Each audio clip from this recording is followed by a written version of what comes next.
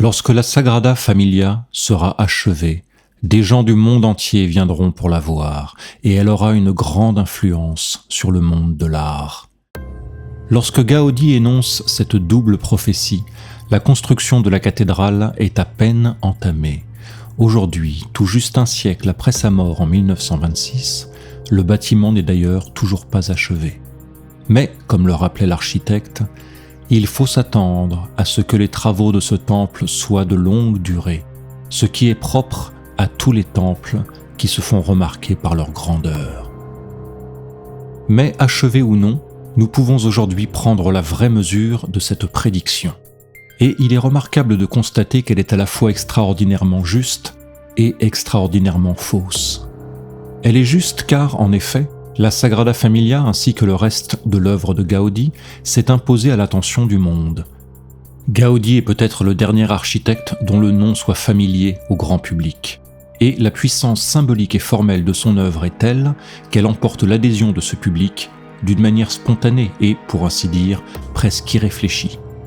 La Sagrada Familia et ses tours aux dessins si caractéristiques sont devenues l'une des formes qui occupent une place centrale dans notre conscience collective occidentale, comme la Tour Eiffel ou la Statue de la Liberté, et des millions de personnes viennent chaque année la visiter.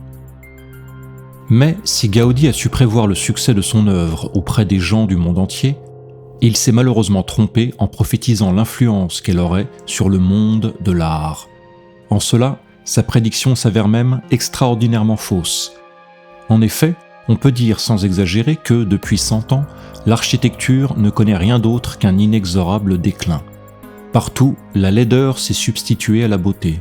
Partout, les ingénieurs se sont substitués aux architectes, nous laissant aux prises avec un environnement froid et inhumain, car non pensé pour l'homme. Or, d'après Gaudí, l'art est fait par l'homme, pour l'homme, et se doit d'être rationnel. Est-ce là le secret que nous avons oublié ? Est-ce la raison pour laquelle nous sommes passés en seulement 100 ans d'une cathédrale unique au monde et admirée par tous, à ces constructions anonymes et interchangeables qui polluent notre espace et font de nos cités d'aujourd'hui des lieux morts, dans lesquels la vie sociale ne parvient plus à se développer de manière harmonieuse.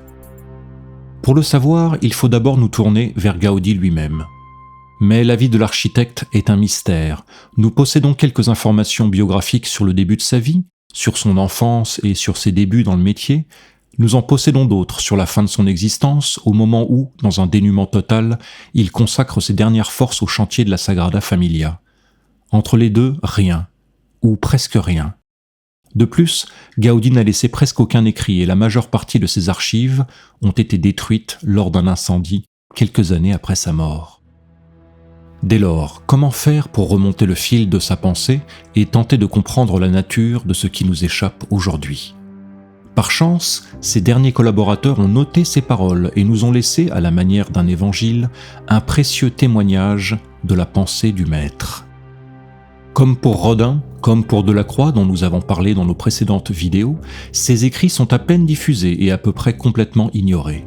C'est là l'un des paradoxes de notre époque. Jamais les sources n'ont été aussi accessibles et jamais elles n'ont été aussi négligées. Ces paroles rapportées de Gaudí sont pourtant un véritable trésor, puisqu'elles nous donnent accès à la pensée de l'un des plus grands génies de l'histoire de l'art. Et il est de notre devoir le plus urgent de cesser de snober l'héritage intellectuel de notre civilisation. À l'heure de notre 21e siècle, où toute parole, petite ou grande, riche ou pauvre, est noyée dans un flot continu d'informations ineptes, qui agit sur nos esprits comme la plus définitive et la plus insidieuse des censures, il importe plus que jamais de tendre l'oreille vers notre passé pour retrouver le fil de notre histoire.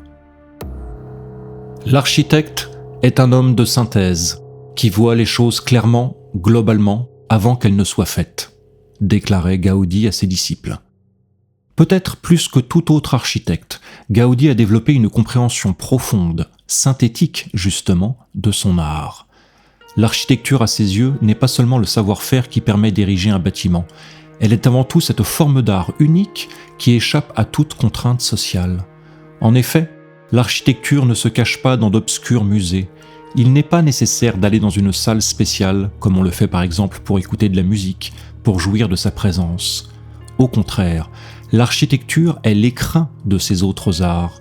Elle les précède, comme elle précède en un sens l'établissement de nos sociétés.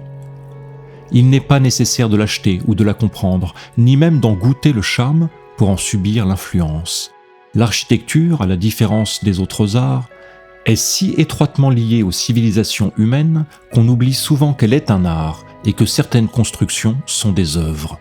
Si cela nous saute aux yeux face à un palais ou une église, nous peinons à le voir quand il s'agit d'un immeuble ou d'un bâtiment administratif.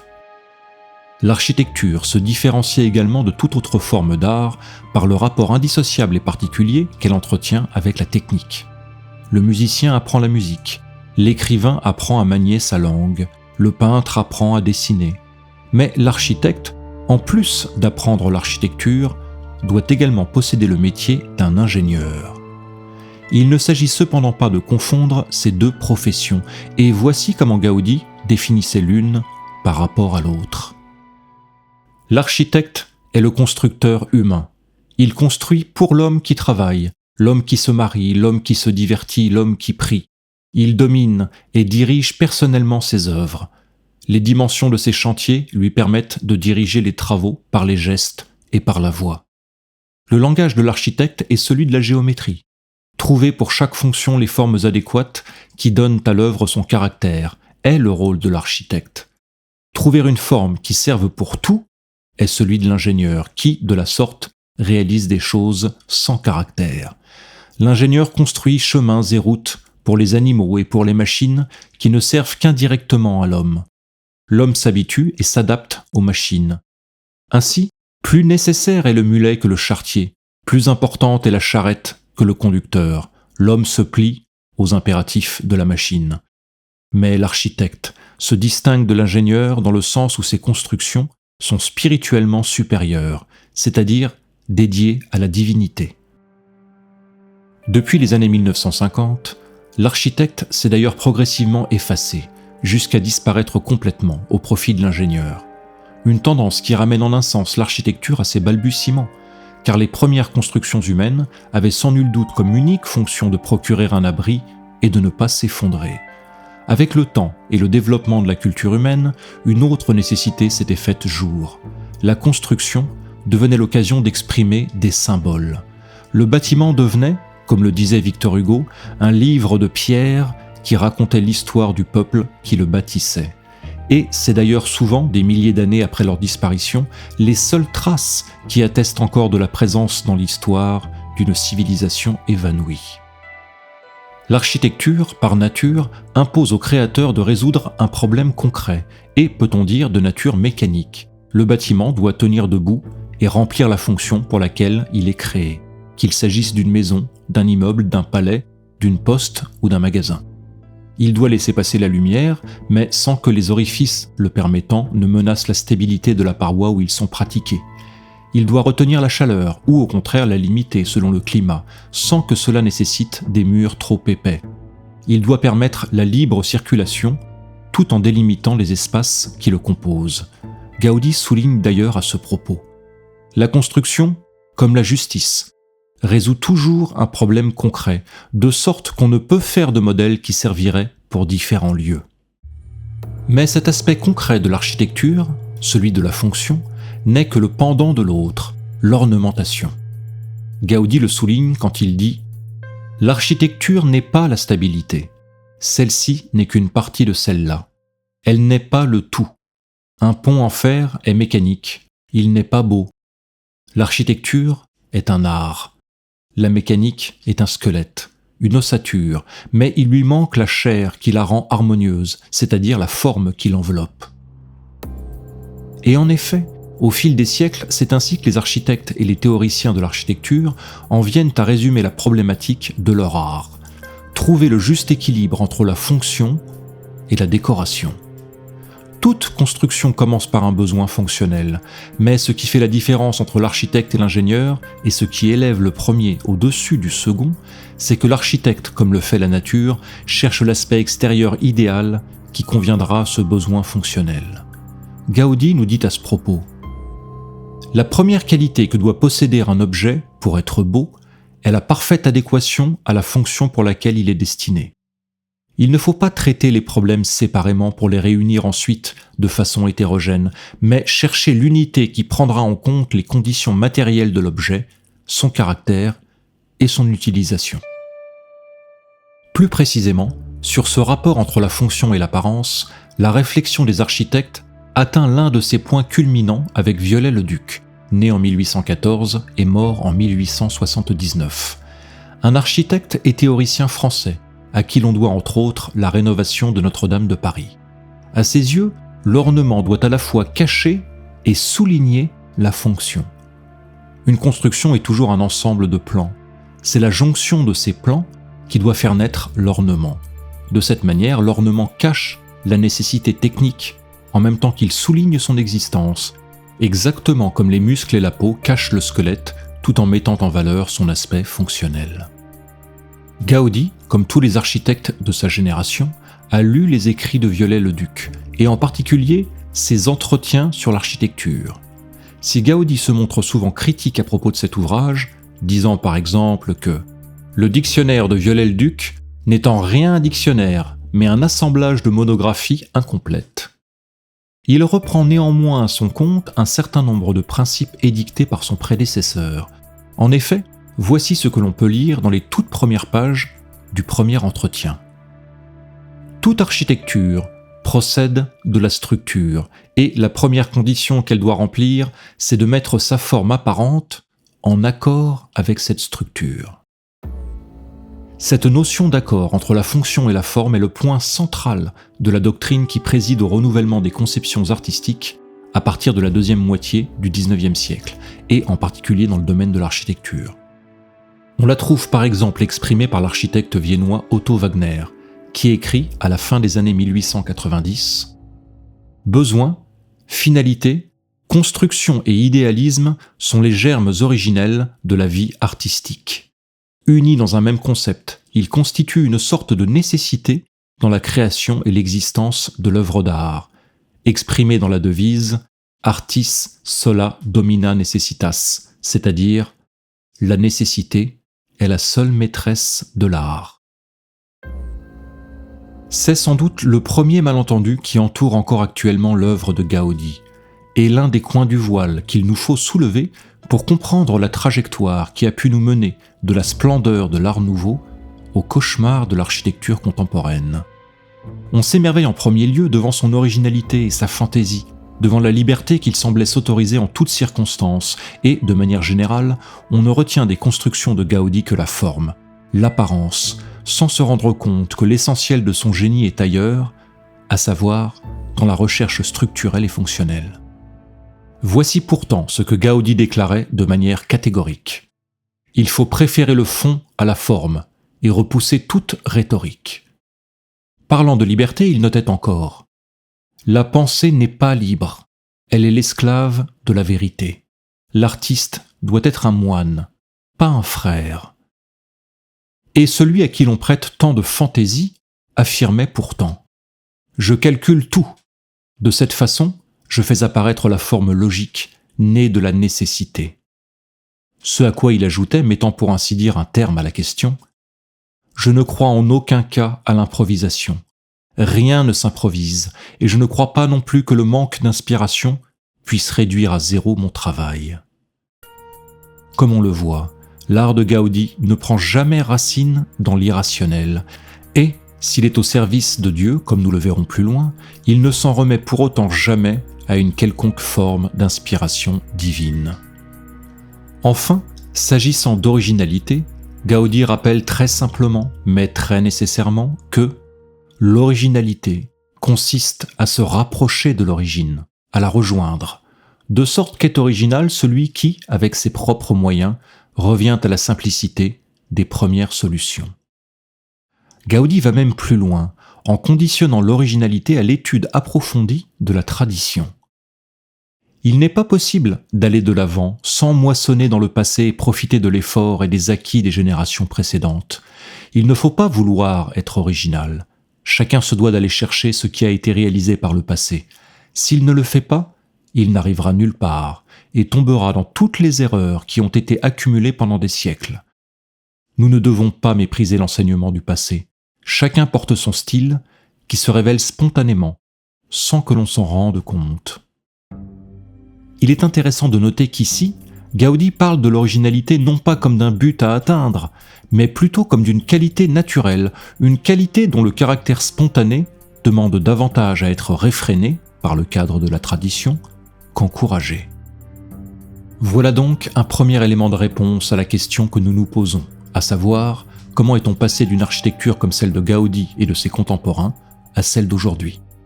Si Gaudí atteint à la fantaisie et à l'originalité, c'est parce qu'il soumet son inspiration à la rationalité. Mais d'une conséquence, nos esprits modernes ont fait une cause, et à l'inverse de Gaudí, nos bâtisseurs modernes se croient originaux parce qu'ils tournent le dos aux principes rationnels sur lesquels les architectes se sont appuyés pendant des millénaires. Mais sur quoi Gaudí s'appuie-t-il pour définir ce qui est rationnel, et quelle est cette vérité dont la pensée serait l'esclave ? La réponse est claire et univoque. Le maître de Gaudí, c'est la nature. Elle fournit, d'après lui, toutes les ressources dont l'artiste a besoin pour élaborer son œuvre. Il déclare ainsi « Cet arbre, proche de mon atelier, voici mon maître ». Rappelons-nous que Delacroix, parlant également des arbres, les citait en exemple quand il s'agissait d'illustrer l'unité dont la nature fait preuve en toutes choses, puisque, toujours d'après Delacroix, les feuilles sont comme des arbres miniatures. Et Rodin lui-même déclarait « Où ai-je appris la sculpture ? Dans les bois, en regardant les arbres. » Pour l'architecte, l'arbre résout l'un des problèmes essentiels qui se posent toujours au constructeur qui veut défier la gravité terrestre. Sa forme se déploie en effet toujours de la meilleure manière possible pour allier la hauteur, nécessaire pour capter la lumière, et la résistance, nécessaire pour ne pas être arraché par le vent. Car l'architecture est aussi la forme d'art qui imite le plus simplement et le plus prosaïquement la nature. On ne trouve dans la nature ni musique, ni image en 2 dimensions, ni histoire que l'on puisse raconter, mais l'on trouve des grottes où l'on peut s'abriter, des abris naturels qui laissent passer la lumière tout en protégeant des éléments, des arbres capables de s'élever à des dizaines de mètres sans craindre d'être abattus par le vent.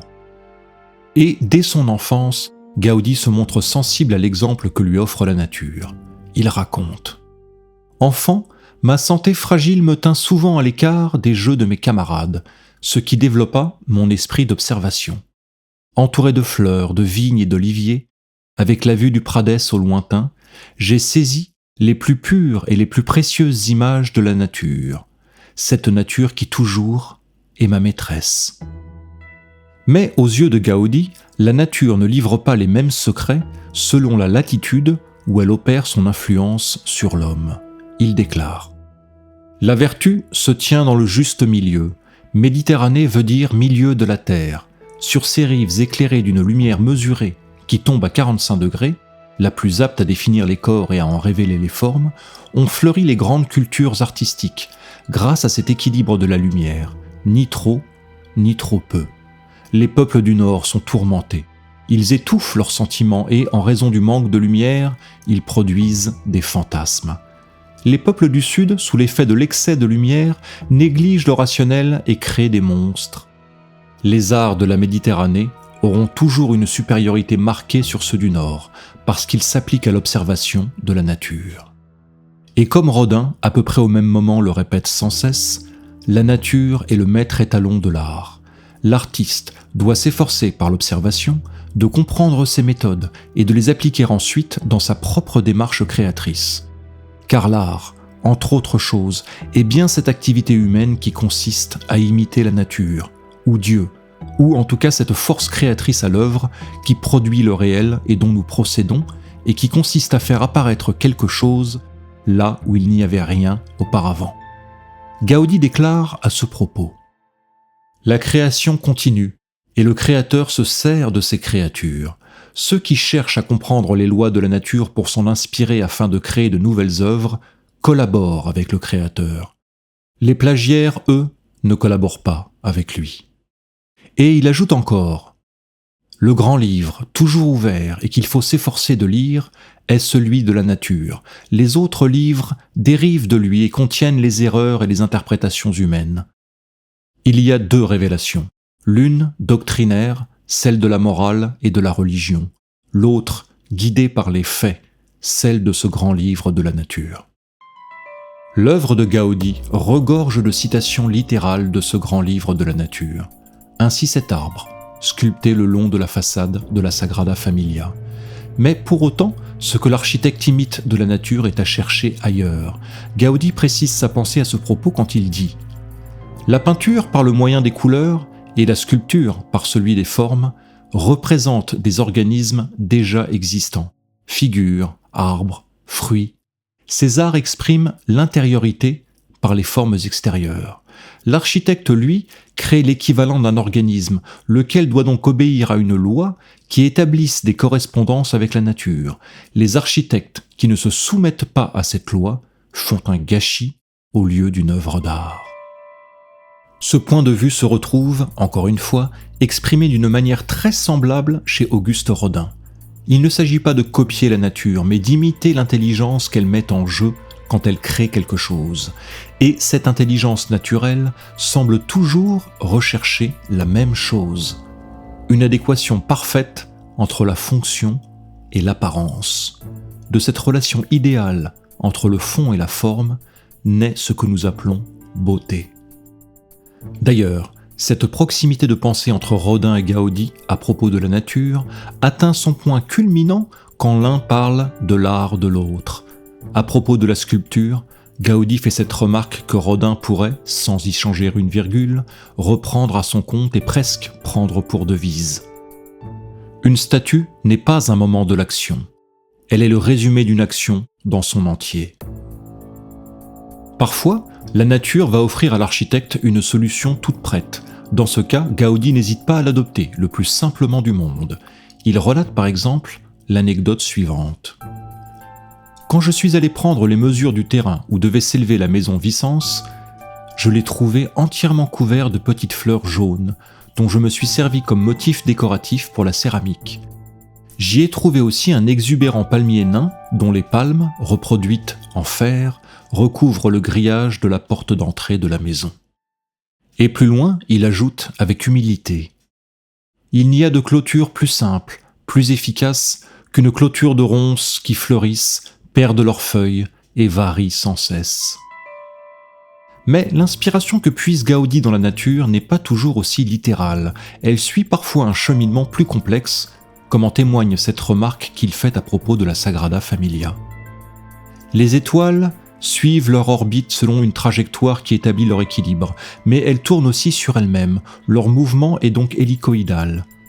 Les colonnes de la Sagrada Familia obéissent à un axe de force en suivant une trajectoire qui leur donne leur stabilité et leur équilibre. Leur génération est une section étoilée qui, en montant, tourne. Leur mouvement est donc, lui aussi, hélicoïdal. Et si la nature offre un référent aussi fiable pour l'architecte à la recherche de solutions, c'est, d'après Gaudi, pour la raison suivante. Dieu n'a fait aucune loi inutile, toutes ont leur raison d'être. L'observation de ces lois et de leurs applications révèle concrètement la divinité. Autrement dit, l'œuvre de Dieu, la nature, est par essence nécessaire, comme doit l'être l'œuvre d'art. Car, comme nous l'avons vu, la nécessité est la première qualité que doit posséder une structure, vivante ou inanimée, pour devenir belle. Mais Gaudi nous rappelle également que l'amour de la vérité se doit d'être au-dessus de tout autre amour. Mais quel est donc, dans l'esprit de l'architecte, le lien qui unit ces notions de nécessité, de vérité et de beauté ? Gaudi nous délivre un premier élément de réponse quand il déclare « La beauté est l'éclat de la vérité. Et la splendeur séduit tout le monde. C'est pour cela que l'art est universel. » Si vous avez regardé nos précédentes vidéos sur Schumann, Rodin et Delacroix, vous ne serez pas surpris par cette assertion. Le vrai et le beau sont les deux facettes d'une même essence que seule notre nature incomplète de créature humaine nous fait voir comme deux choses distinctes. Ce qui est vrai est beau. En cela, l'approche scientifique est toujours insuffisante pour décrire un phénomène, car la science refuse de considérer la beauté comme un critère objectif, ce en quoi elle commet une irréparable erreur. Gaudi souligne d'ailleurs « La science, le rationnel, ne font appel qu'aux capacités intellectuelles. » et il sous-entend certainement ainsi que la science devrait également mobiliser non pas notre caractère irrationnel ou affectif, mais notre sens spirituel. Rappelons d'ailleurs que l'opposition entre la science et le sacré, à l'échelle de notre histoire, est extrêmement récente. Ce qui est vrai est beau, et donc, ce qui n'est pas beau ne saurait être vrai. Une notion que les scientifiques n'ont cependant pas complètement oubliée, puisque les physiciens, par exemple, continuent à vanter l'élégance d'une équation pour en défendre la validité. Mais il ne faut pas oublier le pendant de ce constat. Si ce qui est vrai doit être beau, alors ce qui est beau doit être vrai. Sur ce point, nos consciences modernes sont totalement égarées. On ne croit plus à la véracité du beau, et l'on se prive ainsi de la connaissance de toutes les vérités que révèlent les œuvres d'art. Il y a pourtant bien autant à apprendre d'une église quand elle est belle que d'une équation, même si l'aspect performatif de la première est moins évident que celui de la seconde. Moins évident certes, mais pas pour autant absent, et Gaudi avait sans doute cette question bien présente à l'esprit quand il évoquait la manière dont il avait conçu les messages inscrits sur la Sagrada Familia. Il relate à ce propos: ces inscriptions composeront une bande hélicoïdale qui grimpera sur les tours. Tous ceux qui les liront, même des incroyants, entonneront un hymne à la Sainte Trinité. En suivant le ruban que forment les inscriptions, afin de les déchiffrer, ils lèveront les yeux vers le ciel. Comme nous le voyons, les choix décoratifs faits par l'architecte ne visent pas à satisfaire une quelconque forme de fantaisie, mais bien à produire un effet concret et déterminé. Mais si Gaudi souligne l'adéquation absolue entre beauté et vérité, il met cependant en valeur un autre concept peut-être plus subtil, celui de la séduction. Et il nous dit « Toute œuvre d'art se doit d'être séductrice. La séduction étant ce qui fonde l'universel et attire tout un chacun, qu'il soit expert ou profane. » La séduction est une qualité du diable, mais Gaudi sait qu'elle demeure malgré cela le pont entre le langage de l'artiste et celui du spectateur. La beauté ne se livre qu'à celui qui consacre sa vie à en poursuivre la manifestation. C'est le premier rôle de l'artiste, mais son second rôle est de mettre cette beauté à un niveau qui la rend perceptible par le commun. Il ne s'agit pas pour cela de dégrader ou de corrompre cette beauté, mais, comme le dit Gaudi, de la rendre séduisante, afin qu'elle puisse toucher celui qui n'est pas préparé à la recevoir. Car, aux yeux de Gaudi, tout ce qui ne sert pas à élever individuellement les gens est pure baliverne. Maurice Ravel, le compositeur, parle également de l'importance de la séduction. Comparant sa musique à celle de son confrère Arnold Schoenberg, il remarquait: si mes chansons Madécas ne sont pas devenues tout à fait du Schoenberg, c'est que j'ai moins peur en musique de l'élément charme, par lui évité jusqu'à l'ascétisme, jusqu'au martyre. Ravel n'a pas eu peur de charmer, Gaudi n'a pas redouté de séduire, et c'est peut-être ce qui explique la fascination intacte qu'exerce encore aujourd'hui leur œuvre, pourtant fort difficile à appréhender par certains aspects, sur le grand public. Par ailleurs, de manière peut-être inattendue, Gaudi oppose séduction et originalité quand il dit « Quand par une recherche systématique de l'originalité se perd la séduction, il n'y a plus d'œuvre d'art. » Une déclaration qui, si on la prend à la lettre, relègue toute démarche artistique dite contemporaine dans les poubelles de l'histoire. Mais Gaudi ne se contente pas de relier la vérité et la beauté. À ces deux notions, il en ajoute une troisième, la bonté. Ce qui est vrai est beau, ce qui est beau est vrai, et ce qui est vrai et beau est également bon. L'art, aux yeux de Gaudi, possède donc une qualité morale. L'art doit partir de la nature pour être vrai, il doit respecter ses lois pour être beau, et ce faisant, il fera du bien à l'homme. On retrouve cette idée exprimée par nombre de grands artistes. L'architecte français Hector Guimard, contemporain de Gaudi et dont le talent n'a rien à envier à ce dernier, l'exprimait ainsi: « L'art, le plus puissant moralisateur de l'âme, doit se manifester dans les moindres détails de ce qui nous entoure. » Et n'hésitons pas à citer à nouveau le compositeur Robert Schumann qui déclarait tout simplement que « les lois de la morale régissent l'art ». De ce fait, Gaudi place au premier rang la destination morale d'un bâtiment quand il s'agit d'en entreprendre l'étude qui permettra son édification. Il note par exemple « La première des 5 études à mener doit se concentrer sur les besoins moraux et matériels du bâtiment que l'on entreprend de construire. » Et voici par exemple comment il parle de la conception d'une mairie. Une mairie répond aux besoins des administrés. Elle est l'entité historique où se perpétue la représentation, où l'on protège les droits des citoyens et où on leur rappelle leurs devoirs. Les nécessités matérielles et les problèmes que soulèvent les matériaux employés déterminent le fondement de l'édifice et son caractère moral, non pas dans l'absolu, mais dans la mesure où il participe d'un tout. Aux yeux de Gaudi, le caractère moral d'un édifice, c'est-à-dire la place qu'il occupe dans la société humaine, doit déterminer les moyens à mettre en œuvre pour le construire. De la même manière, l'architecte établit une différence entre l'art qui se destine à une représentation publique et celui qui doit être réservé à un usage intime. Il écrit « L'objet public doit répondre à sa destination avec un caractère bien affirmé, avec gravité, grandeur et simplicité dans sa forme. Sous prétexte de l'enrichir, il ne faudra en aucun cas tempérer son caractère avec des idées par trop nuancées ou aisément décryptables, plus aptes à illustrer les affaires privées ou personnelles. La sculpture faite avec des matériaux durs, consistants, prévus pour une longue durée, est plus appropriée à l'extérieur. Sa rigidité la rend impropre à une utilisation intérieure car tout s'y oppose.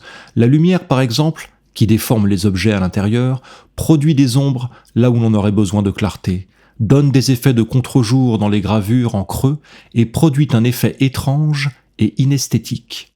La preuve en est que lorsque vous demandez à un sculpteur si le lieu qui lui est proposé à l'intérieur lui convient, il vous répondra immédiatement que la lumière n'est pas bonne pour lui. La sculpture en intérieur ne peut être acceptée que si elle est de proportions réduites et placée très près du public, de façon à ce qu'il puisse la toucher, et s'assurer ainsi de sa véritable forme. En effet, l'architecture, rejoignant ici la sculpture, est l'art par excellence qui révèle à l'homme le génie de la lumière. Et comme nous allons le voir, Gaudi considérait son métier avant tout comme l'occasion de jouer avec cette lumière qui, dans presque toutes les religions, est le symbole par excellence de la divinité. La vie s'apprécie grâce à la vue, déclare Gaudi, et il ajoute « L'architecture est le premier des arts plastiques. La peinture et la sculpture procèdent d'elle. » Et voici l'explication qu'il avance pour soutenir cette affirmation. Sa suprématie vient de la lumière. La sculpture est jeu avec la lumière, la peinture reproduction de la lumière par la couleur qui est la décomposition de celle-ci. Mais l'architecture est la mise en ordre de la lumière. Mettre en ordre la lumière, peut-on concevoir plus belle manière de définir l'art architectural? Or, n'oublions pas que ce qui est beau est vrai. Avant d'aller plus loin, rappelons-nous que la lumière est, par excellence, le trait d'union entre le terrestre et le divin. La lumière vient du ciel, elle permet la vie, et elle permet à la vie d'être vue et de se voir elle-même. Mais elle est aussi, dans les traditions ancestrales, le symbole de la mort, car sans eau, la lumière ne fait que brûler les récoltes. La lumière symbolise encore la vérité, mais une vérité, comme dans le mythe d'Icare, trop entière pour l'homme, qui ne peut s'en rapprocher qu'au péril de sa vie.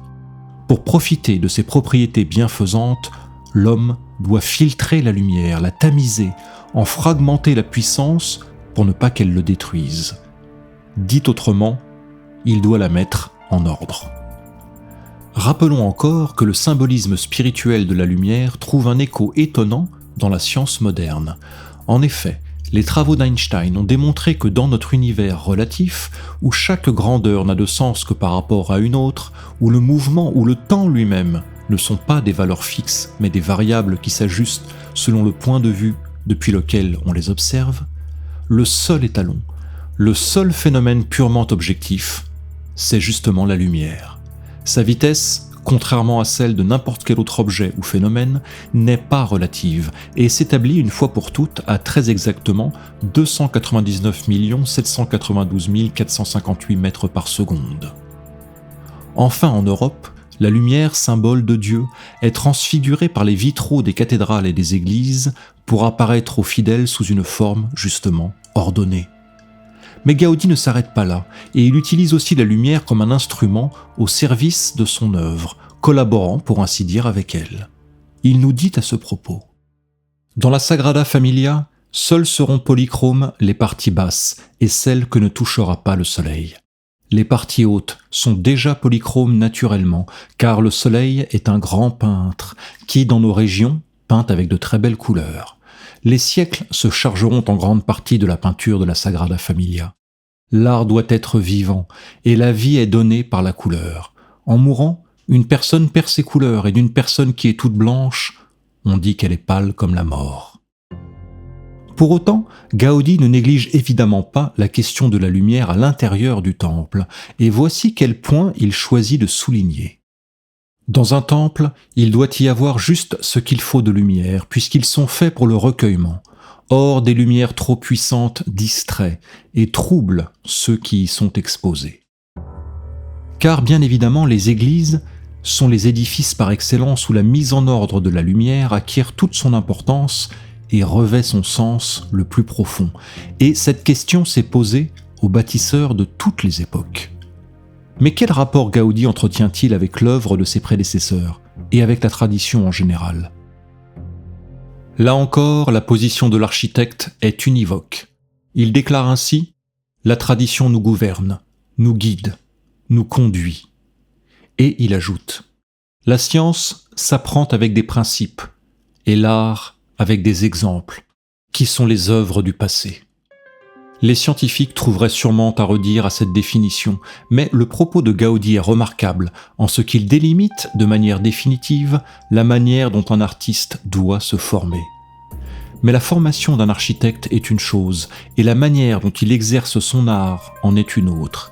Il tempère ainsi son propos en disant : « En art, il n'y a pas de maître. Le seul maître est soi-même. N'existe que des moyens, sociétés et entités qui procurent des modèles et connaissance des œuvres, directement ou au moyen de reproduction. » Ici, Gaudí se démarque singulièrement des autres grands créateurs. Du passé, ce n'est pas tel ou tel artiste qui retient son attention, mais uniquement les œuvres. Une manière pour lui, sans doute, de se prémunir contre une potentielle influence aveugle qui le pousserait à imiter la manière d'un maître en la décorrélant de l'environnement précis et unique où cette manière a été exercée. Gaudí rejette en un sens toute forme de romantisme liée à l'admiration pour se concentrer sur la résolution concrète d'un problème précis. C'est à ses yeux ce qui permet de se tenir au plus près des principes qu'il choisit de suivre et qu'il résume de la manière suivante. Au lieu de la tradition archéologique suivie par les uns et de l'improvisation arbitraire choisie par les autres, j'ai opté pour une tradition vivante, solidement raisonnée. Et pour Gaudí, le véhicule qui permet à l'architecte de se connecter à la tradition n'est pas tant le vestige que l'outil qui permet d'en faire l'expérience. Il déclare : « La parole est le temps.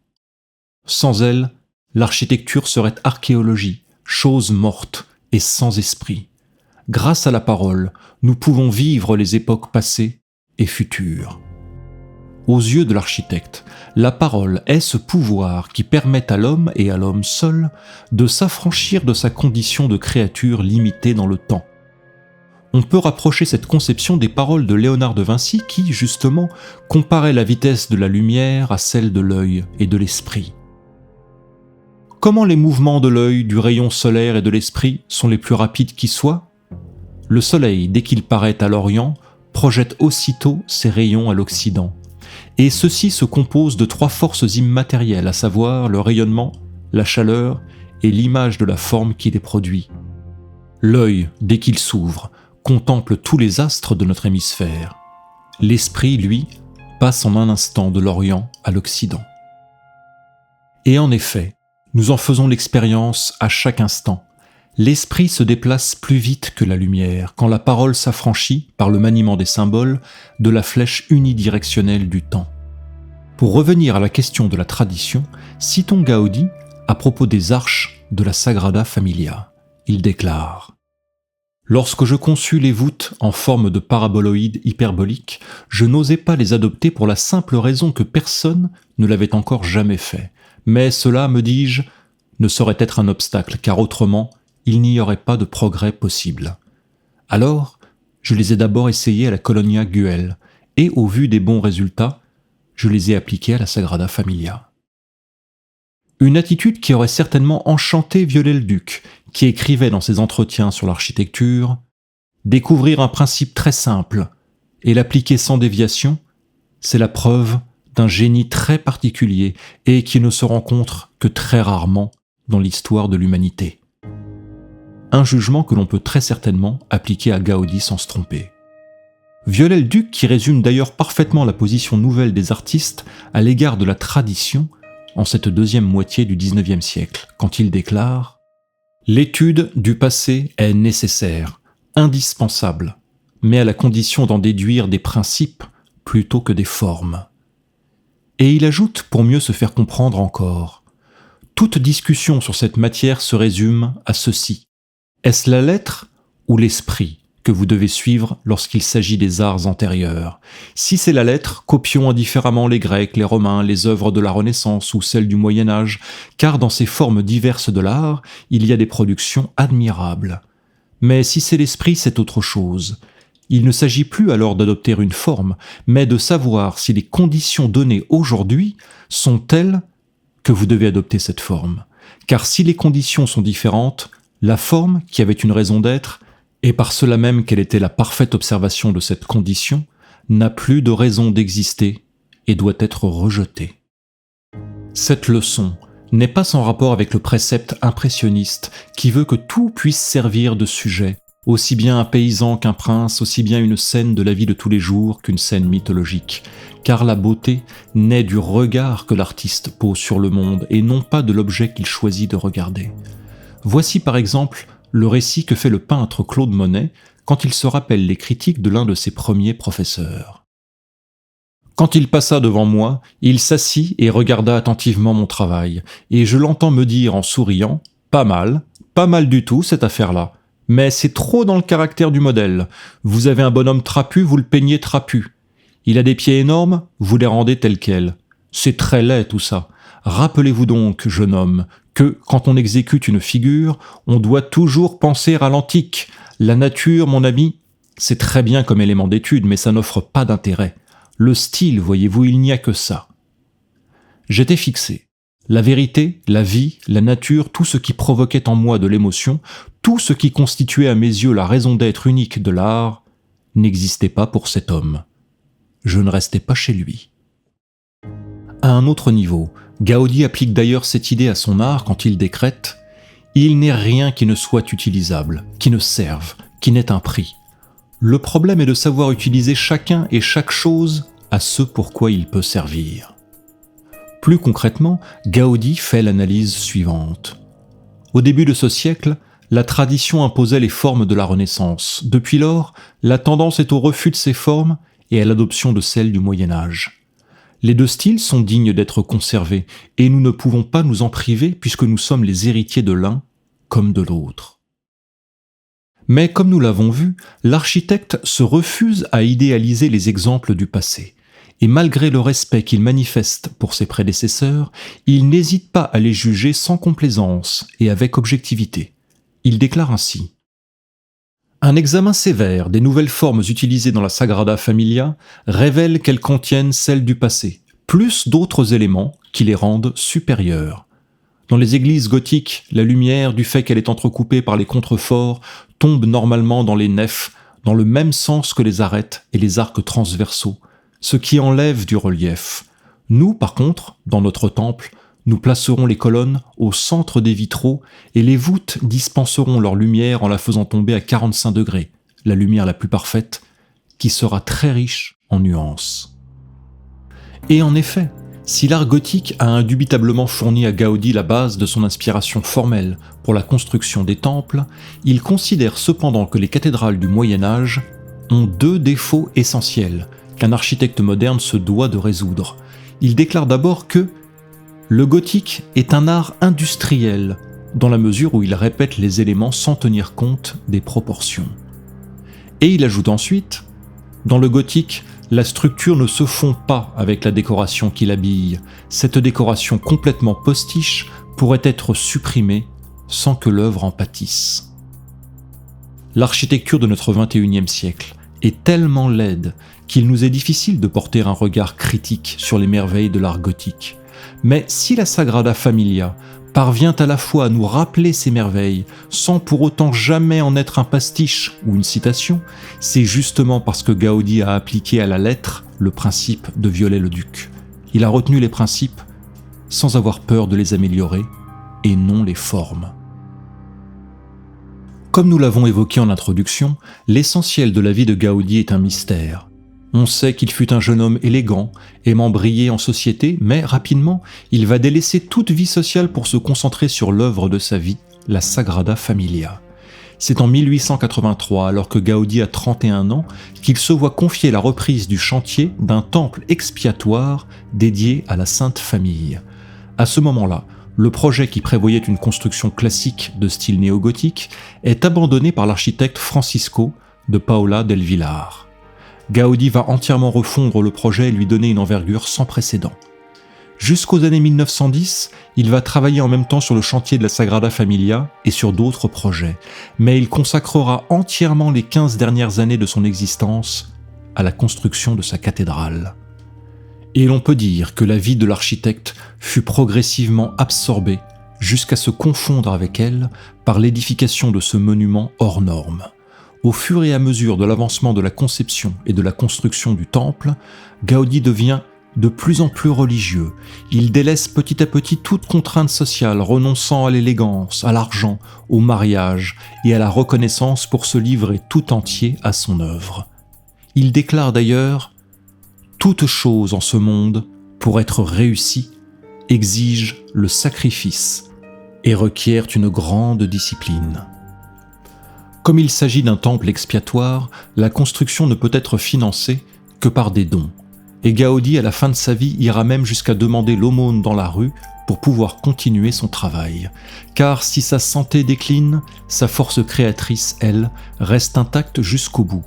Il nous dit à ce propos « Au fur et à mesure que mes forces s'amenuisent, je sens mon esprit devenir de plus en plus agile. » Une autre réminiscence de Léonard de Vinci qui notait « Acquiert dans ta jeunesse ce qui compensera les misères de ta vieillesse, et si tu entends que ta vieillesse est la sapience pour aliment, étudie pendant que tu es jeune pour que cette vieillesse ne manque point de nourriture. » Aux yeux de Gaudí, le temple est la plus grande œuvre que puisse entreprendre un architecte. Il déclare ainsi « Un temple est le seul bâtiment digne de représenter le sentiment d'un peuple, puisque la religion est le sentiment le plus élevé de l'homme. » Et Gaudí nous dit encore « Je ne crois pas aux masses, ni à l'action que l'on puisse avoir sur elles.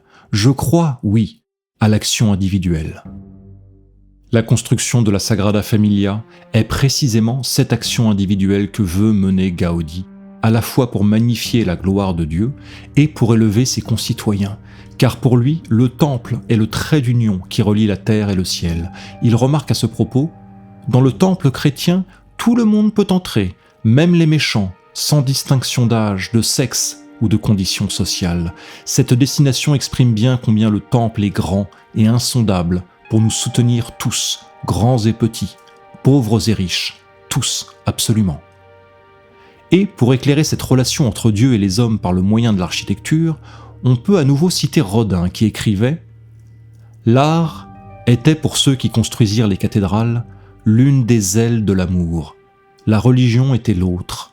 L'art et la religion donnent à l'humanité toutes les certitudes dont elle a besoin pour vivre, et qu'ignorent les époques embuées d'indifférence. » L'art et la religion, les deux ailes de l'amour, une définition que n'aurait certes pas renié Gaudí qui disait par exemple « Pour bien faire les choses, il faut d'abord de l'amour pour elles, ensuite de la technique. » Mais si le temple est ouvert à tous, il ne livre pas pour autant les mêmes secrets à chacun. Et Gaudí fait à cet égard cette remarque capitale. Chacun trouve dans le temple ce qu'il cherche. Les paysans y voient coqs et poules. les scientifiques, les signes du zodiaque, les théologiens, la généalogie de Jésus. Mais l'explication, l'idée principale, ne la comprennent que ceux qui sont avertis, et il ne faut pas la vulgariser. La Sagrada Familia est donc bâtie sur un mystère, et sur un mystère qu'il ne faut pas vulgariser. Quel est donc ce secret? Quelle intention cachée a pu présider au choix fait par l'architecte? À ce propos, Gaudi nous livre cet élément de réponse de la plus haute importance. Les temples d'aujourd'hui relèvent davantage d'une conception artistique que d'un sentiment religieux. Je veux dire que dans l'imitation des styles gothiques, ce que nous adorons, c'est le Moyen-Âge avec toutes ses qualités et ses défauts. Ces formes plastiques nous remémorent les faits, les personnages, les traditions des gens de l'époque, au point que nous pouvons affirmer que ce faisant, nous obtenons des idées plus romantiques que religieuses, plaçant ainsi la religion sous la tutelle de l'art des époques passées. Un art qui s'imposerait uniquement en tant que style et non un art identifié à la religion pour l'exprimer, comme il se doit, en profondeur.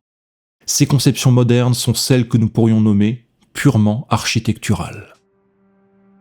C'est sans doute là que réside sous la fausse apparence d'un paradoxe le plus grand secret de Gaudi. La Sagrada Familia n'est pas une œuvre architecturale. Pour la comprendre, il ne faut pas la regarder comme l'effort d'un bâtisseur, mais comme la prière d'un croyant. Comme nous l'a rappelé Gaudi, l'amour vient en premier et la technique en second.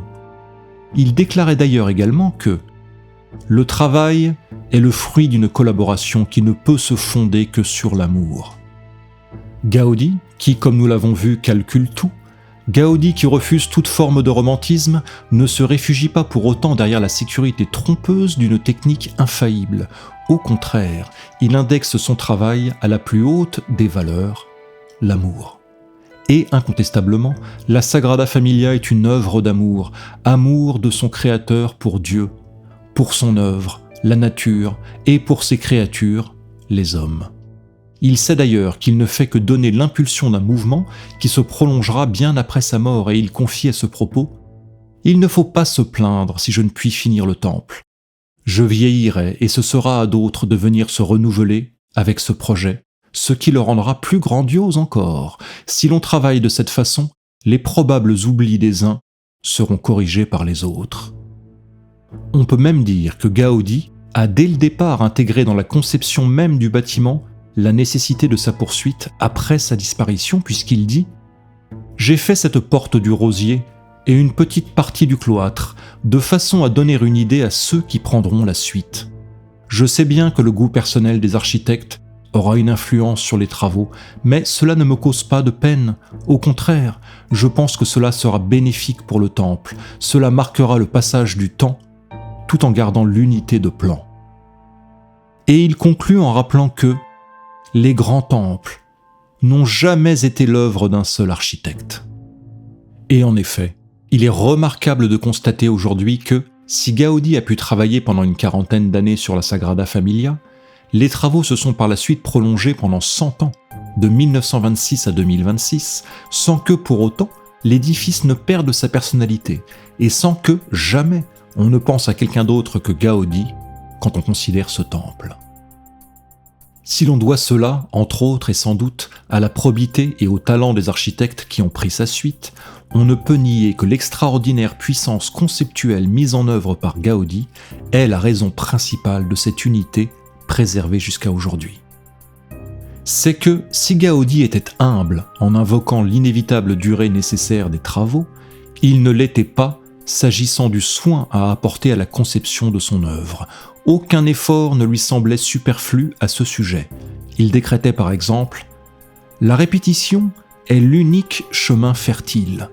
On trouve chez Beethoven des thèmes repris 10 ans plus tard, chez Bach de même. » Et nous avons vu plus haut que certaines des solutions décisives choisies pour le temple ont d'abord été expérimentées dans des constructions de moindre importance. Mais plus important encore, Gaudi, toujours ennemi d'une quelconque forme de romantisme, n'hésite pas à éprouver ses idées jusqu'à leur ultime limite, sans jamais craindre que l'effort ainsi produit puisse nuire à sa créativité.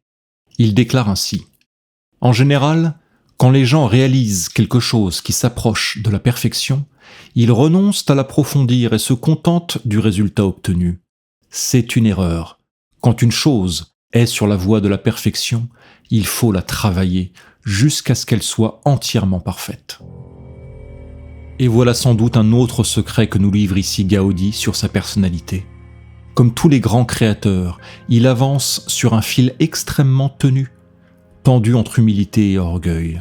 Il est humble devant le temps et devant la nature, mais cette humilité ne lui sert en aucun cas d'excuse face au travail à accomplir. Et ce travail n'exige rien de moins que la perfection. Une idée que l'on retrouve d'ailleurs également formulée, presque mot pour mot, par Rodin. Le travail de l'architecte, sa recherche de la perfection, ne se limite toutefois pas à la conception de plans et de maquettes, car c'est sur le chantier de l'œuvre à construire que va se déterminer la réalité finale de l'idée initiale. Mais par quels moyens Gaudi a-t-il permis à ses ouvriers d'atteindre un niveau de réalisation digne de ses visions ? Autrement dit, comment faut-il travailler ? Avec amour, bien sûr. Même si le mauvais caractère de l'architecte était proverbial, il disait d'ailleurs lui-même « J'ai tout surmonté sauf mon mauvais caractère ». Il avait compris qu'un travail bien fait ne peut être qu'un travail accompli avec plaisir. Il déclare ainsi « L'architecte doit savoir profiter de ce que les ouvriers savent faire et de ce qu'ils peuvent faire. Il doit utiliser les qualités spécifiques de chacun. Il faut intégrer, additionner tous les efforts et soutenir quand sont commises des erreurs.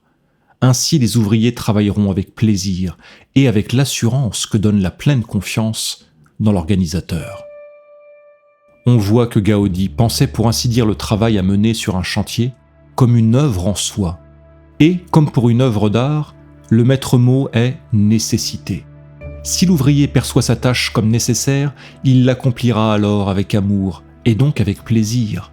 Et seul ce plaisir pourra garantir que l'ouvrier fera de son mieux et atteindra, à son échelle propre, la perfection dans son travail. Quant au maître d'œuvre, son rôle est double.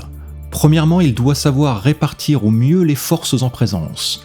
Gaudi sait qu'un groupe humain ne peut pas être composé uniquement d'ouvriers parfaits.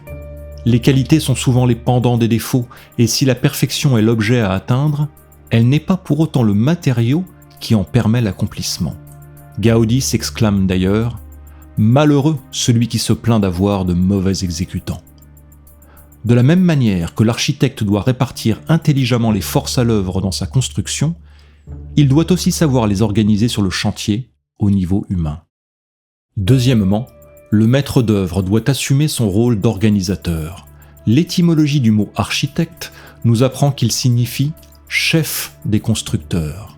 Et Gaudi accorde une importance particulière à cette idée. Il nous dit ainsi « Toute collectivité est mue par le sentiment. L'équilibre entre le sentiment et la réflexion ne se réalise que dans l'individu.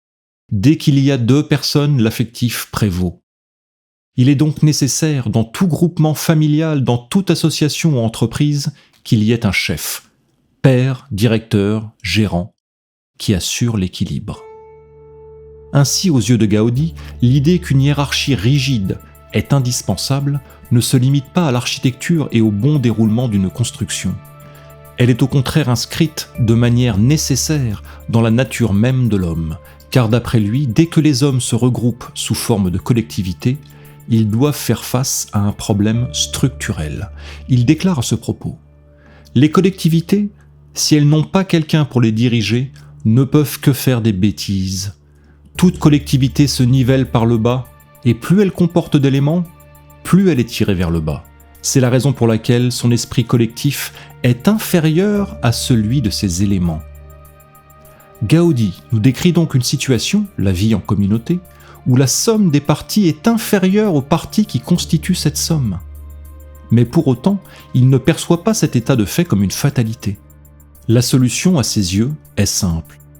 Il nous dit ainsi que « Seules les communautés soumises à une règle et ayant pour unique norme le sacrifice atteignent à une vie meilleure que les individus. » Gaudi fait donc un parallèle entre la manière de construire un bâtiment et celle de construire une société. Car dans son esprit, Le sacrifice ne s'oppose pas au plaisir, bien au contraire, il en est la prémisse indispensable. Il faut d'abord donner avant de recevoir. Comme nous l'avons vu plus haut, Gaudi considère l'architecture comme le premier des arts, mais elle est encore plus que cela. Elle est d'une certaine manière une miniature de la cité et de l'art de la gouverner pour qu'elle atteigne son plein potentiel. Et celui qui comprend l'art de la construction apprend en même temps comment construire une communauté. Et Gaudi, sur le plan politique, fait cette remarque définitive. La démocratie est le règne de l'ignorance et de la stupidité. Elle a voulu que tout le monde participe de la même misère. Pour nos esprits modernes, façonnés par le culte des droits de l'homme et de la liberté individuelle, cette opinion peut paraître choquante, et pourtant, elle est d'un point de vue logique indiscutable. En effet, tout groupe humain perçoit la nécessité d'avoir un chef, qu'il s'agisse d'un président, d'un roi ou d'un guide spirituel, car consciemment ou inconsciemment, le groupe sait qu'il devra parfois prendre des décisions contraires à l'intérêt immédiat de l'individu pour assurer sa survie.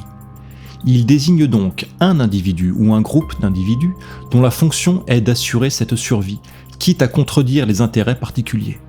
Autrement dit, le groupe humain sait qu'il ne prendrait pas naturellement les bonnes décisions et qu'il a besoin d'être contraint par une autorité supérieure. Or, si la majorité du groupe était capable de prendre ces bonnes décisions, le besoin d'un chef n'existerait simplement pas, et les sociétés se développeraient naturellement dans le meilleur sens possible. C'est justement parce que la majorité est toujours encline à penser davantage au niveau individuel qu'au niveau collectif qu'elle nécessite d'être gouvernée. Ainsi, donner le pouvoir au plus grand nombre est l'assurance de choisir la voie la plus faible et la plus contraire à l'intérêt du groupe. Si cette condamnation de la démocratie peut heurter nos conceptions modernes, c'est aussi parce que nous avons l'habitude paresseuse d'opposer systématiquement démocratie et dictature. Mais Gaudi se montre beaucoup plus fin. Il nous rappelle ainsi que une dictature sert un temps, mais ne peut durer. Une dictature est un pont entre deux solutions de gouvernement. Or, les gens ne vivent pas sur les ponts. Ils ne font qu'y passer. Si l'on applique cette réflexion au rôle de l'architecte, on comprend que son rôle de chef et l'aspect tyrannique qu'il suppose, puisqu'il est le seul à décider, n'est nécessaire que pour permettre le passage entre l'idée et la réalisation. Mais bien entendu, ce chef, ce tyran, ne peut légitimer son rôle qu'à condition d'être celui qui fait le plus grand sacrifice. Gaudi déclare à ce sujet « Les grands se doivent à de grands sacrifices, les petits à de petits sacrifices, inutiles au premier. Car cette capacité à se sacrifier sera le garant de sa sincérité, c'est-à-dire de son amour pour l'œuvre qu'il entreprend de construire. Gaudi voit d'ailleurs dans cette sincérité le moteur qui devrait présider à toute démarche éducative. Il déclare « Dans l'enseignement, il faudrait mettre au-dessus de tout la sincérité. Si l'on procédait ainsi, se créerait une intimité entre les professeurs et les élèves qui les stimulerait et les pousserait à résoudre les problèmes qui ne le sont pas encore. Et cette attitude féconde ferait progresser la connaissance. Le chef ou le professeur doit bénéficier d'une autorité absolue, mais cette autorité, cette verticalité, n'exclut pas l'existence d'un autre plan, horizontal celui-là, sur lequel tout le monde est à égalité devant la nécessité de toujours mieux comprendre le monde. Le véritable maître, aux yeux de Gaudi, n'est pas celui qui en sait davantage, mais celui qui cherche plus que les autres. Mais le bon chef est aussi celui qui sera capable d'un esprit de synthèse supérieur. Se méfiant des spécialistes qui voient les choses de beaucoup trop près pour en comprendre les principes générateurs, Gaudi écrit « Ceux qui analysent et ne débouchent pas sur une synthèse ne peuvent rien appliquer de ce qu'ils ont trouvé puisqu'ils ont détruit toute relation. Or, c'est de la relation que naît la fécondité.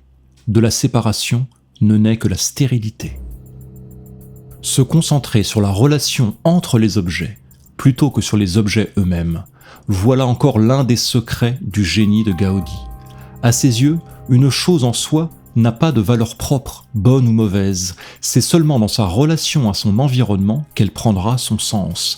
Et c'est cette relation que l'artiste doit considérer quand il choisit d'utiliser ou non tel ou tel élément dans son œuvre. Ceci explique peut-être en partie pourquoi la liberté suprême dont Gaudi fit preuve dans son travail, en particulier sur le plan de l'ornementation, ne nous laisse jamais un sentiment de gratuité. Pour revenir à la manière dont Gaudi conduisait ses chantiers, il faut noter que l'architecte avait précisément identifié la nature du problème auquel étaient confrontés ses ouvriers, et ce problème avait tout à voir avec l'évolution technique de la société. Il note ainsi : « Le travail est devenu chaque fois plus tyrannique, et cela ira en s'aggravant. La paresse a toujours un mobile intellectuel, il est plus difficile de faire attention de façon soutenue que de faire un effort physique.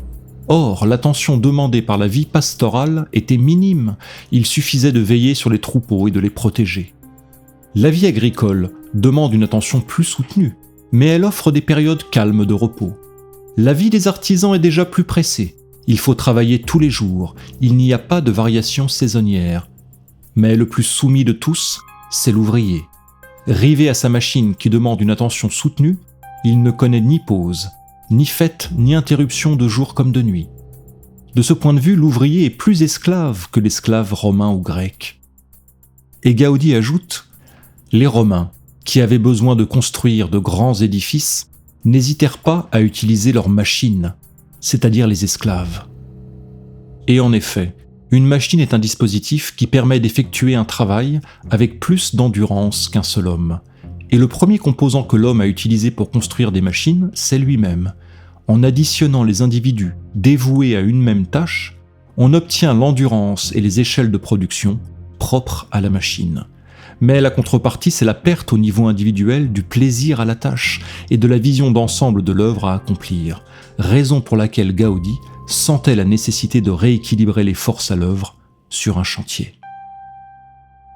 Comme nous l'avons vu, Gaudi considère toujours que chaque problème qui se pose à l'architecte ne peut se résoudre que dans un contexte particulier et qu'aucune solution générique ne saurait être employée sous peine de retomber dans le travers industriel de l'art gothique. Mais il applique aussi ce raisonnement à l'ensemble de son travail et voici le contexte particulier qu'il identifie s'agissant de sa propre existence. Les autres pays méditerranéens sont usés et est arrivé le temps où nous devons nous étendre. Nous ne pouvons pas priver l'humanité de nos œuvres. Nous ne sommes pas riches. Les pays du Nord, si. C'est pourquoi nous devons aller à Paris, à Londres, à Berlin, pour leur montrer notre art, afin qu'ils nous permettent de le réaliser. Ce n'est pas par vanité que Gaudi souligne la supériorité de l'art catalan sur celui du reste de l'Europe. Comme il le dit, il s'agit de ne pas priver les autres peuples. Gaudi ne veut en réalité qu'une chose, faire profiter le plus de monde possible de ses découvertes afin d'augmenter la connaissance et de faire rayonner la vérité et la beauté. Car si Gaudi est sans conteste un fervent nationaliste, ce n'est pas tant par amour de son pays, encore moins par haine des autres, mais parce qu'il juge nécessaire cette solution politique. Il explique à ce sujet : « Il semble que soit arrivé le temps où doivent disparaître les unités politiques du fait de leur manque d'autorité affective. Nous devons revenir aux véritables unités que sont les nationalismes, qui correspondent non seulement à des groupements de gens d'une même race, mais aussi à des nécessités et intérêts communs. Les nationalismes, ce pluriel indique parfaitement que, pour l'architecte, il ne s'agit pas de considérer sa nation comme devant établir sa supériorité sur les autres. Ce qu'il appelle de ses vœux, c'est l'émulation, la saine compétition qui naît entre les peuples quand chacun d'entre eux recherche l'excellence à travers ses qualités propres et spécifiques. La nécessité de regrouper les hommes par race peut également choquer nos consciences modernes pour lesquelles le racisme est le péché suprême. Mais là encore, il ne faut pas prêter à l'architecte nos propres fantasmes. Il ne s'agit pas ici de dénigrer une race différente de la sienne, mais simplement de constater que l'environnement dans lequel un homme se construit aura une influence sur ses principes moraux et sur sa manière d'évoluer dans le monde. Et de ces différences, il n'y a aucun mal à tenir compte. Il serait stupide d'attendre de tous les hommes qu'ils aient les mêmes attentes et les mêmes principes. Le monde n'est pas uniforme et la nature n'aime rien tant que la variété. Sans les opposer, sans supposer que l'une prévaut sur l'autre, on peut néanmoins trouver souhaitable que ces différentes variétés humaines aient la possibilité de se développer les unes à côté des autres, les unes par rapport aux autres, plutôt que les unes sur les autres.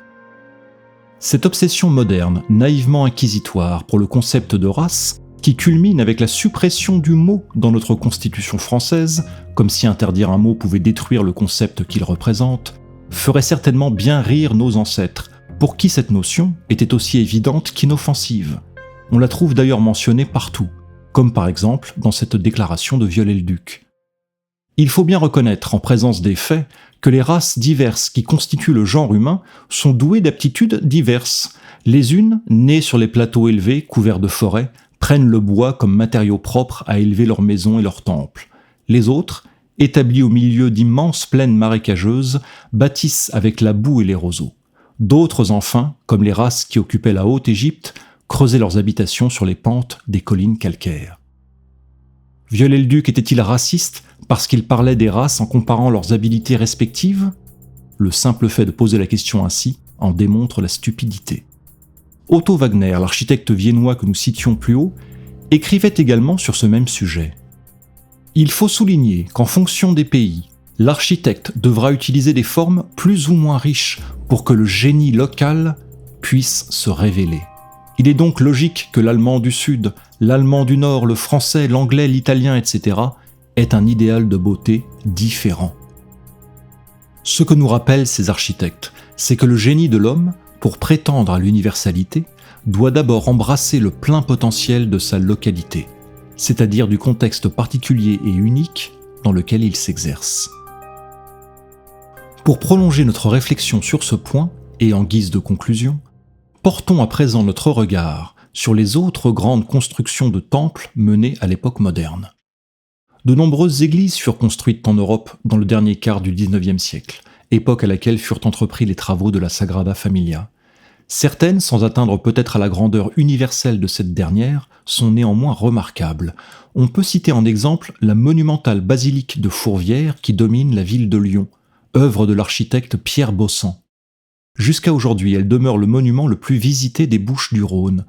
Pierre Bossand, comme Gaudi, se tourna progressivement vers la foi jusqu'à en faire l'axe même de son existence. Il déclarait par exemple « L'œil ne regarde jamais fixement qu'un seul objet.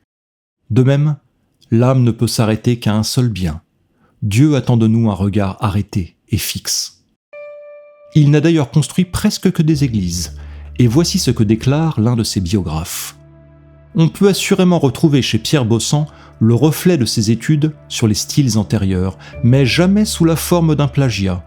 Mieux que personne, il avait su se les approprier et les réduire à l'unité.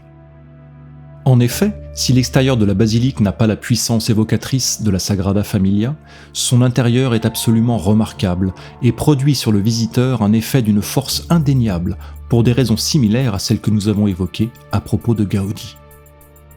Mais à partir du XXe siècle, la situation change.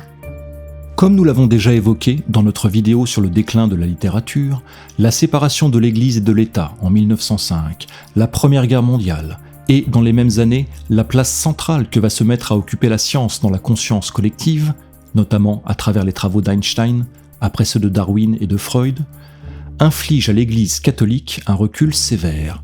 On parle même alors de pastoral de l'enfouissement à propos de la religion chrétienne. De nombreuses églises seront néanmoins érigées, la plupart dans un style appelé, de manière éloquente, brutaliste.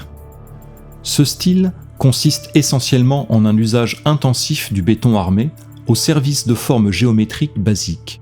Aucune de ces constructions n'a jamais retenu l'attention des amateurs d'art, si ce n'est quand il s'agit d'évoquer un sentiment de malaise apocalyptique. On peut encore citer la chapelle Saint-Pierre, conçue par Le Corbusier en 1955, mais érigée en 1970 après la mort de l'architecte. Ce qui est frappant, c'est que le bâtiment n'évoque absolument pas une architecture religieuse. Il n'évoque d'ailleurs rien. Spontanément, le regard ne saurait prêter aucune fonction à cet édifice dont le seul propos semble avoir été de contenter le goût personnel de l'architecte, ou peut-être celui de ses commanditaires. Gaudi détestait Le Corbusier, dont il disait « La maquette que j'ai vue de cet architecte est un assemblage de parallélépipèdes. On dirait le quai d'une gare où l'on décharge des caisses d'emballage. Quelques-unes d'entre elles évoquent des rayonnages. Cet homme possède une mentalité de menuisier. » Et pour Gaudi, la laideur des constructions de Le Corbusier n'est pas seulement une faute, elle est aussi un crime, puisqu'il déclare L'art vil est abrutissant et destructeur. Ce jugement de l'architecte est décisif. Il nous rappelle une fois pour toutes que l'art, et en particulier l'architecture, n'est pas un jeu esthétique dont chaque créateur serait libre d'établir les règles. L'art agit sur l'homme aussi sûrement que les 4 forces fondamentales décrites par la physique, que nous en soyons conscients ou non. Mais s'il nous a fallu des millénaires pour décrire correctement la gravité, il aura suffi de quelques décennies pour oublier les lois de l'art et ses effets sur l'homme, connus et reconnus pourtant depuis la nuit des temps. Et l'on peut se demander pourquoi tout le monde connaît encore le nom de Le Corbusier quand celui de Pierre Bossand est oublié de tous. En France, une seule cathédrale sera construite au XXe siècle, et personne ou presque n'en soupçonne l'existence. Il s'agit de la cathédrale de la Résurrection Saint-Corbinien, construite dans la ville d'Évry, en région parisienne. Elle semble être une démonstration par l'absurde de la validité des principes énoncés par Gaudi. Portée sans doute par le courant cosmopolite qui défigure l'Occident depuis des décennies, sa construction n'est pas confiée à un architecte français, mais suisse, un certain Mario Botta. Son édification ne prit que 3 ans. La question du rapport entre apparence et fonctionnalité ne s'y pose pas, puisqu'elle ne bénéficie d'aucun ornement. Sa géométrie choque l'œil car elle évoque un dessin perspectif fautif. Sa conception est à ce point peu soucieuse d'être nécessaire que rien, comme chez Le Corbusier, ne laisse supposer qu'il puisse s'agir d'un édifice religieux. On pense au contraire à un funérarium ou à un stade de football. Enfin, tout comme la pyramide du Louvre qui défigure par sa conception pyramidale une œuvre entièrement basée sur l'usage des parallélépipèdes, la cathédrale Saint-Corbinien semble se moquer du plan traditionnel en croix des églises en étant délibérément cylindrique. Gaudi nous rappelait pourtant cette vérité essentielle. Le temple est l'œuvre du peuple, et la manière d'être de celui-ci s'y reflète, comme dans un miroir. Que devons-nous donc déduire du reflet de nous-mêmes que nous renvoie l'image de cette cathédrale moderne ? Accepter de répondre honnêtement à cette question, c'est reconnaître que nous nous sommes fourvoyés. Un siècle après la mort de Gaudi, l'architecture, si elle avait profité des leçons du maître, aurait même dû atteindre des sommets. Hélas, la grandeur de l'architecture moderne ne se peut mesurer qu'en mètres, ce qui prouve bien qu'elle est l'œuvre d'ingénieurs et non pas d'architectes. Et comme nous l'avons dit en introduction, l'architecture est intimement liée à nos sociétés. Elle en est le visage. Or, le visage des bâtiments que nous construisons aujourd'hui n'est rien d'autre qu'un masque grimaçant, celui d'une machine, qui n'a plus rien d'humain. Restituer à notre environnement la beauté qu'il a perdue reviendra à retrouver notre dignité. Cela n'a rien d'impossible, ni même de difficile, car comme Gaudi nous le disait, souvent, lorsqu'un édifice comporte simplement ce qu'il lui faut, et qu'il est réalisé avec les moyens dont on dispose, il a du caractère, ou de la dignité, ce qui revient au même.